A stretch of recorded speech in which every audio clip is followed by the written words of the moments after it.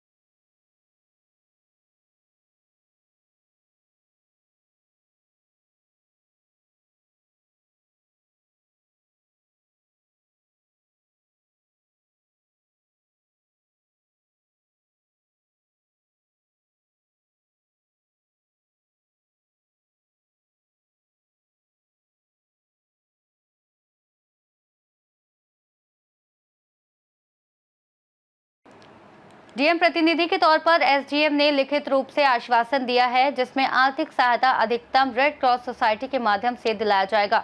पीड़ित परिवार को आवास दिलाने के लिए कार्रवाई कराई जाएगी। 30 दिन के अंदर सारी मांग पूरी हो जाएगी, जिसके बाद पल्लवी पटेल ने धरना समाप्त कर दिया और लोगों से मिलते हुए लखनऊ के लिए रवाना हो गई। वहीं प्रदेश सरकार पर हमला बोलते हुए पटेल ने कहा कि जिनका वोट लेकर के सरकार बन रही है, जिनको अपने हक अधिकार और खाने पीने के लिए, न्याय के लिए अगर सड़कों पर उतरना पड़ेगा तो सदन तक का रास्ता भी उनको पता है, सत्ता से हटाने का भी रास्ता पता है। 3 घंटे तक हम धरने पर बैठे, अगर हमारी मांगे नहीं पूरी होंगी तो हम फिर से धरने पर बैठ जाएंगे। मैम, आज धरना आपने यहाँ दिया था, मैम क्या मांगे पूरी हो, क्या धरना आपने खत्म कर दिया?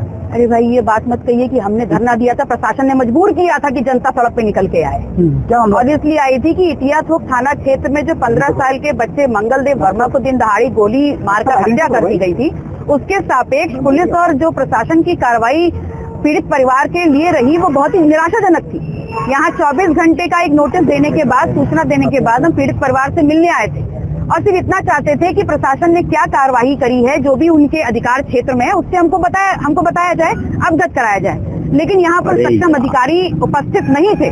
उनको कॉल किया गया, लगभग 2 घंटा हमने इंतजार किया और जब उसके बाद भी हमें जो जवाब मिलना चाहिए था पीड़ित परिवार के सपोर्ट के लिए, समर्थन के लिए, वो नहीं मिला। तो समस्त जो गांव के लोग थे वो हम लोग सड़क पे आके बैठ गए और जब सड़क पे आके बैठ गए तो जहां आने पर एक पुलिसकर्मी नहीं था, वहां पर लगभग 100 से 150 पुलिसकर्मी आ गए और सारे प्रशासन के लोग भी यहाँ पर आ गए। हमारी मांग बहुत सिंपल थी। हम ये चाहते थे कि जो इस परिवार की आर्थिक स्थिति है उसको देखते हुए सबसे पहले उनको आवास दिया जाए, उनको जिला प्रशासन के अधिकार क्षेत्र में जितना मुआवजा हो वो अविलंब दिया जाए और बाकी 1 करोड़ की जो मांग हम कर रहे थे वो राज्य सरकार से स्वयं हम पैरवी करेंगे। हम लोगों की ये मांग थी कि जो न्यायपालिका है वो इस प्रकरण का, इस हत्याकांड का स्वयं संज्ञान लेकर के संगीन धाराओं के अंतर्गत फास्ट ट्रैक कोर्ट में इस मसले की सुनवाई करे, ताकि जो पीड़ित परिवार है और उनका जो बेटा खत्म हो गया है, जिसको मार दिया गया है, उसके लिए न्याय मिल सके।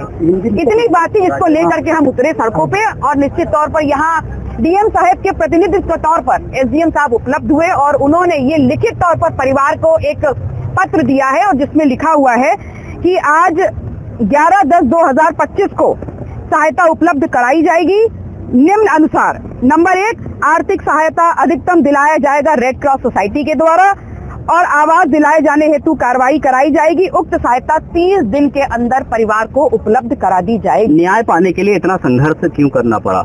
अब ये सरकार से सवाल पूछिए कि सरकार जिनके दम पर, जिनका वोट लेकर के सरकार बन रही है, अगर उनको अपने हक और अधिकारों के लिए, खाने पीने के लिए, घर के लिए, न्याय के लिए अगर सड़कों पर उतरना पड़ेगा, तो जब सड़क पे उतरेंगे तो सदन तक का रास्ता भी उनको पता है, सत्ता से हटाने का रास्ता भी उनको पता है। कितनी देर आपको धरने में बैठना पड़ा? ये महत्वपूर्ण नहीं है कितनी देर बैठे, लेकिन क्योंकि आपने समय सीमा पूछी तो लगभग 3 घंटे तक हम लोग बैठे। जो आपको दिया गया है न्याय का, जो भी आश्वासन दिया गया है, खासकर जो मुआवजे की बात कही गई, यदि इसे पूरा नहीं होता है समय पर तो क्या कदम रहेगा अगला? तो पुनः गोंडा मुझसे दूर नहीं, आप मुझसे दूर नहीं, ये रास्ते मुझसे दूर नहीं। बिना धरने पर बिल्कुल बैठ जाएंगे। इस मुद्दे को क्या उठाएंगे विधानसभा में जल्दी? बिल्कुल देखिए, ये न्याय के लिए जुड़ा हुआ है। न्याय संगत तरीके से हर समाज के साथ न्याय होना चाहिए और ये प्रशासन की जिम्मेदारी है, ये पुलिस की जिम्मेदारी है, ये सरकार की जिम्मेदारी है। और अगर ये जिम्मेदारी सरकार पूरी नहीं करेगी, पुलिस पूरी नहीं करेगी, प्रशासन पूरा नहीं करेगा, तो जनप्रतिनिधि के तौर पर हम इसके लिए आगे जरूर आएंगे। गोंडा से सी न्यूज संवाददाता मुजीब आलम की रिपोर्ट। इस खास रिपोर्ट में फिलहाल के लिए इतना ही। देश और दुनिया की तमाम बड़ी जानकारियों के लिए देखते रहिए सी न्यूज भारत।